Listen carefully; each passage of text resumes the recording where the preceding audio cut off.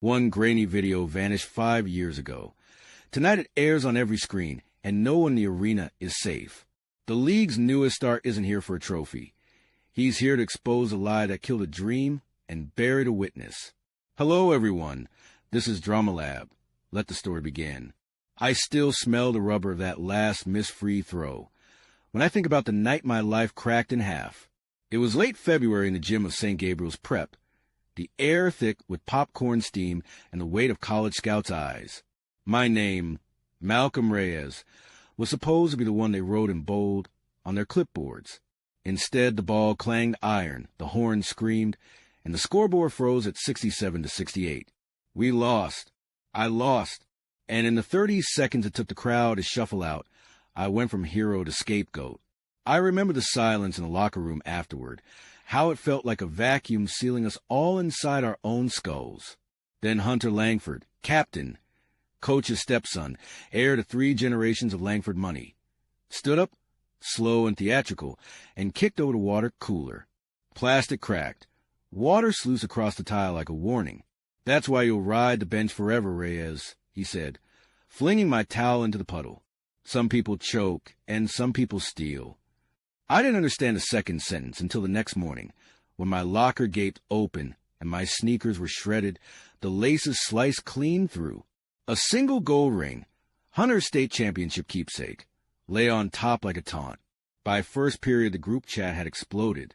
Someone had posted a grainy security still.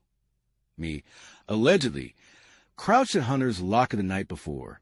The timestamp read 11:17 p.m. minutes after the game ended.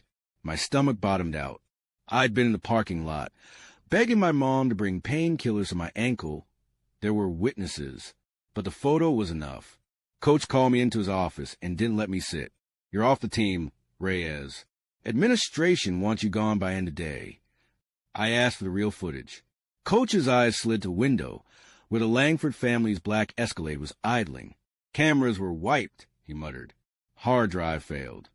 Translation: nobody would cross the Langfords. I walked out holding the pieces of my busted Jordans, the hallway tilting like a ship in a storm.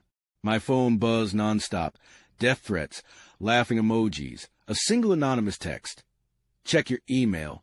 The email was a 30-second clip from an angle I'd never seen. Hunter himself slipping the ring into my locker, smirking at the lens as if daring it to matter. The sender's alias was only the letter L. I knew L. Lila Tran, student manager, the quiet girl who logged every stat and always wore headphones bigger than her head. She'd been in the control room that night. She'd seen everything. But when I tried to reply, the address bounced, vanished.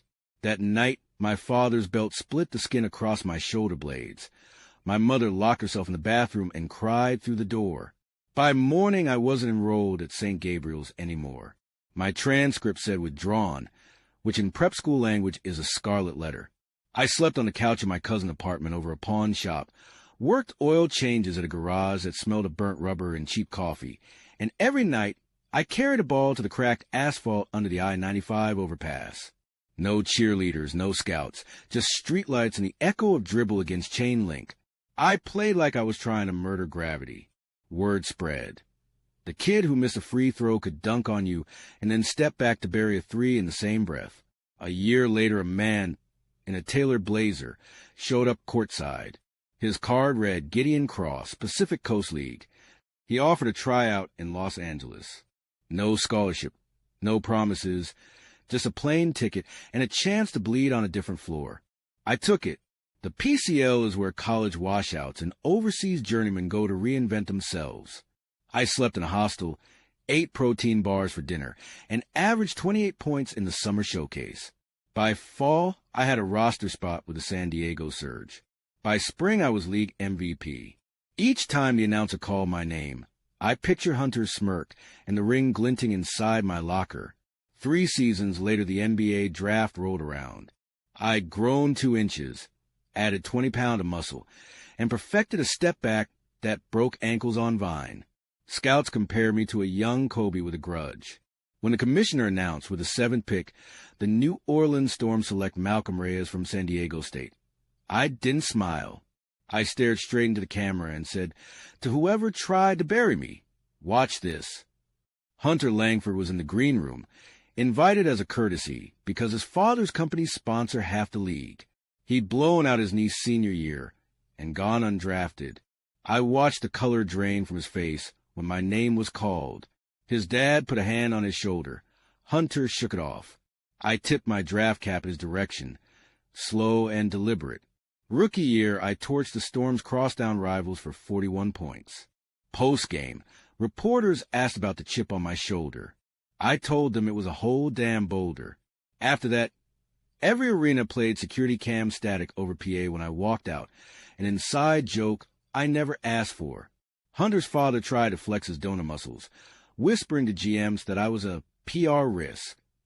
I got sent down to the G League for 2 weeks, long enough to drop 50 in a game and trend worldwide.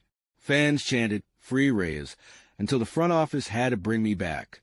The league office fined me for conduct detrimental to the narrative, whatever that means. I framed the letter. All-Star Weekend, sophomore year. The rookie game is usually fluff, but I treated it like Game 7.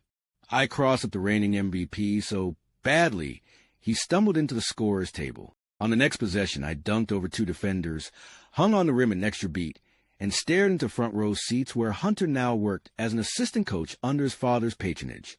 Cameras caught the moment. His jaw clenched, knuckles white around a towel. The clip went viral within minutes. Lila Tran, now a features writer for SportsWire, published a deep-dive expose the same night, time-stamped video and all. The ring, the forged footage, the Langfords' quiet donations to St. Gabriel's Booster Club. Internet detectives connected dots I didn't even know existed. By sunrise, the story had its own hashtag Ring of Lies. Hunter called me at 3 a.m., voice shaking. "What do you want?" he asked. I could hear traffic behind him, like he was driving nowhere fast. "I want what you took," I said. "But since I can't have that year back, I'll settle for your nightmare." I hung up before he could reply. The backlash was swift. Sponsors dropped the Langfords Foundation. The prep school issued a carefully worded apology that admitted nothing. Hunter resigned from his coaching gig, citing personal reasons. I didn't gloat. I just kept scoring, 30 a night, then 35. Every bucket felt like a signature on a contract I'd written in blood. This season we made the playoffs. Finals, Game 6, home floor. Clock bleeding out. Score tied. I catch the inbound crossover, step back. Time slows the way it did that night in high school. Only this time the net kisses the ball like a promise kept.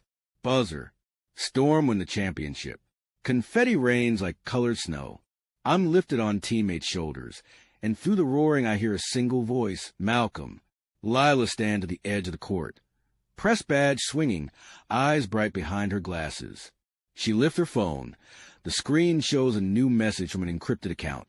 Hunter, begging for a chance to explain. I shake my head. Some doors close forever. Lila smiles, snaps a photo of me holding the trophy, and for the first time in years, I let myself grin wide enough to feel the scar on my lip stretch. It doesn't hurt. Later, in the tunnel, my phone buzzes. Unknown number. I answer anyway. "Congratulations," a male voice says. Older, polished, unmistakably Langford patriarch. "You prove your point." Enough?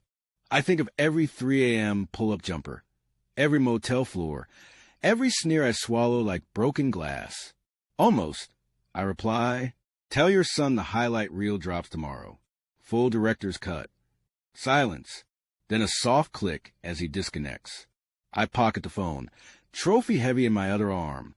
Reporters crowd around, shouting questions about legacy and vindication. I lift the mic, heart steady. I used to think when it would feel like fire. I tell them, but it doesn't. It feels like silence, the kind that comes after you stop listening to the people who never wanted you to speak in the first place. Behind the cameras, Lila gives me a small nod. She still hasn't told me why she risked everything to send that clip years ago. Maybe she will. Maybe it doesn't matter. Some debts are paid simply by refusing to forget. Outside, the city is honking horns and waving flags. Inside, I'm 15 again, airballing the shot that costs us everything. Except now the echo is applause. And the only thing I'm stealing is time back from people who try to waste it.